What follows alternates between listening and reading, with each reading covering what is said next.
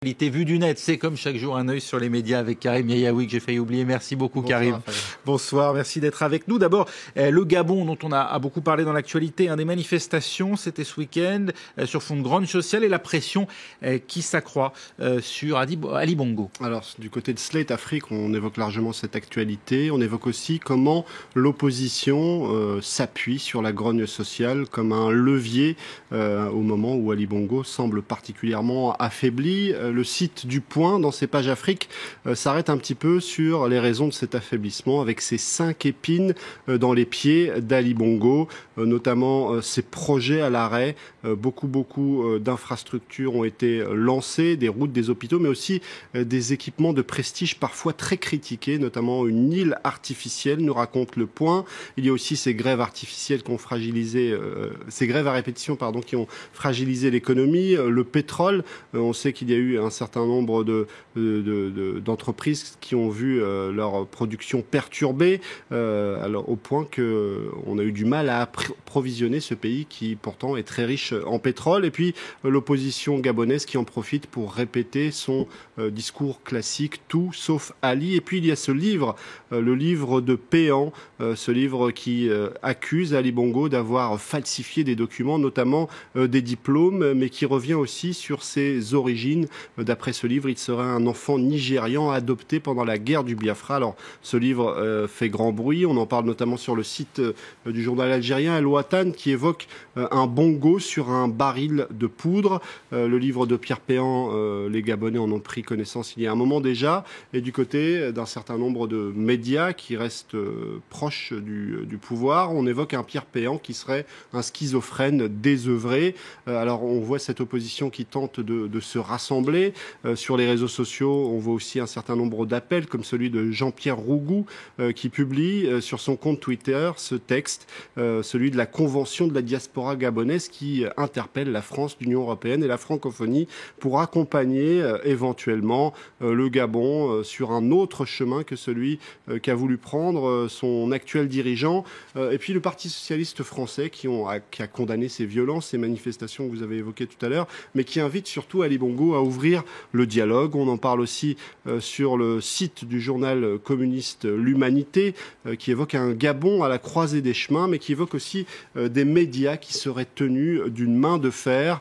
Et presque comme pour donner un exemple à cet article, on apprenait, il n'y a pas très longtemps, hier, le patron de presse Désiré Enema qui s'exile en France après une garde à vue pour appel à l'insurrection nationale. Un patron de presse qu'on a parfois vu sur le plateau de France 24.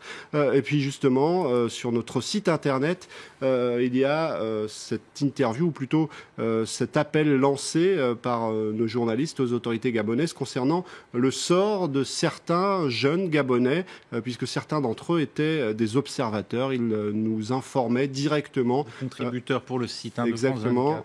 Et un certain nombre d'entre eux auraient été arrêtés. Donc on a interpellé les autorités gabonaises. Et toujours du côté des observateurs, cet article qui ne va pas redorer l'image du président gabonais avec ce luxueux parc automobile de la présidence gabonaise.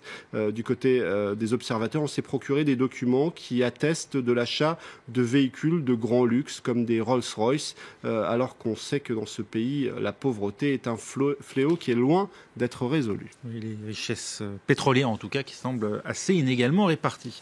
On passe à l'actualité. En France, cette fois, on en a beaucoup parlé aussi, ces attaques, 3 en 48 heures. Et il semblerait que la couverture par les médias des 2 dernières, celle de Dijon et de Nantes, ait suscité beaucoup de réactions sur les réseaux sociaux. Beaucoup de réactions. Alors, on découvre ce tweet de Michel Monpontet qui met en parallèle 2 informations qui sont apparues très rapidement après cette attaque à la voiture du côté de Nantes, avec Ouest France, qui évoque, selon des témoins et un policier, le fait que le chauffeur ait crié Allahu Akbar avant de tenter de se suicider. Et puis une autre information de TF1 qui indique de sources policières toujours que le coupable n'aurait pas crié de revendications religieuses. Et on s'aperçoit que la situation est confuse.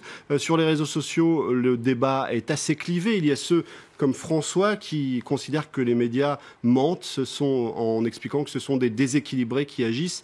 Arrêtez de mentir, ce sont des terroristes. Sur le site du Figaro, on a même publié un article pour recenser tous ceux qui sur Internet ne veulent pas entendre parler de déséquilibrés. Et puis l'argument inverse, ou les critiques toujours contre les médias, mais qui sont très différentes, ceux qui considèrent que justement les médias ont trop rapidement évoqué la piste islamiste, comme Hassan qui écrit « Heureusement que le déséquilibré n'a pas gardé sa camisole d'hôpital psychiatrique, nos médias auraient dit djellaba ». Alors évidemment, du côté du Front National, on s'est rapidement emparé de l'affaire en accusant le gouvernement de minimiser la dimension terroriste, notamment à Dijon et Joué-les-Tours, c'est-à-dire deux de ces affaires. Et puis pour clore ce chapitre, je vous invite à lire cet article sur le site du Nouvel Observateur, ou plutôt sur le site Le Plus, avec le point de vue de Roland Coutenceau, qui est psychiatre et qui est criminologue, et qui explique que finalement la dimension délire, c'est-à-dire quelqu'un qui ne serait pas totalement en possession de ses moyens, n'est pas contradictoire avec le fait qu'il soit porteur d'une idéologie tout de même. Le fait que ce soit quelqu'un qui ait fait des passages en hôpital psychiatrique ne signifie pas qu'il n'ait pas été en contact avec certaines théories. Il faut rappeler, dans cette affaire, la plupart des journalistes n'ont fait que rapporter les propos du procureur, sans quoi ils n'ont fait que leur métier, et je le dis sans aucune défense corporatiste. Merci beaucoup.